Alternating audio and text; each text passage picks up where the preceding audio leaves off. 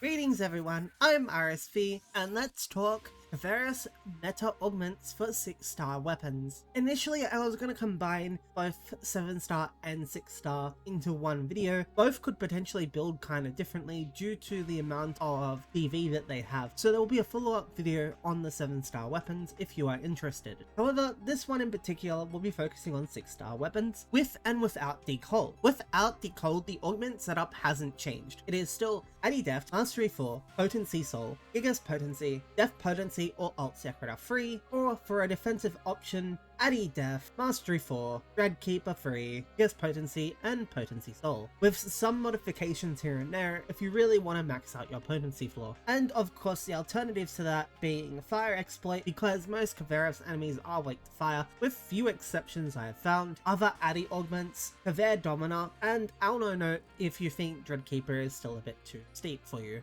I'll leave those up on the screen, that way you can design your budget build a bit better, especially if you think that you are lucky enough to get a 7-star and don't want to spend too much on your 6-star set. Keep in mind, 7-star weapons will likely get a higher drop rate the longer the patch goes on, and by that I mean more opportunity to get them will open up. But let's start with aggressive builds with Decold. Addy Deft, Decold Potency, Mastery 4, Potency Soul, and Gigas Potency. This is a potency focused setup. You get less potency for, but more potency, which means your max hit is harder. However, you have more damage variance. While the next build, Addy Deft, Decold, Mastery 4, Potency Soul, or Gigas Potency, Def Potency, or Alt Secreta free, should have the same output as the best in slot build without Decold, and is likely stronger than the previous build for this reason. However, the previous build will likely do more damage to non-boss enemies with lower armor. However, boss enemies will have higher armor, so build 2 will do more damage. Otherwise, there is one defensive build I'd like to talk about. Addy Deft, Decold, Mastery 4, Dreadkeeper, Gigas Potency, or Potency Soul. Something you'll notice about this setup is it will have the same output as the regular defensive build, meaning if you are running a defensive build, you are not losing any output to start with. However, keep in mind you do not need to put decold in every slot. You can get up to 30% cold resistance from the regen mag, and on top of that get 30% from the food buff in general. So personally, I recommend having a minimum of 2 decolds on your equipment at any given time, as you can reach 100% with this. However, you may in some circumstance need to supplement this with a decold card. However, I'd imagine most of the time the regen mag will be up to give you that extra 20% that you need. But let's quickly talk armors. If you are building for the 6-star crit series, I do recommend going Belgrana armor. While it is basically Gian armor 3.0, it offers a really high amount of PP, bringing your base PP up a lot higher, allowing you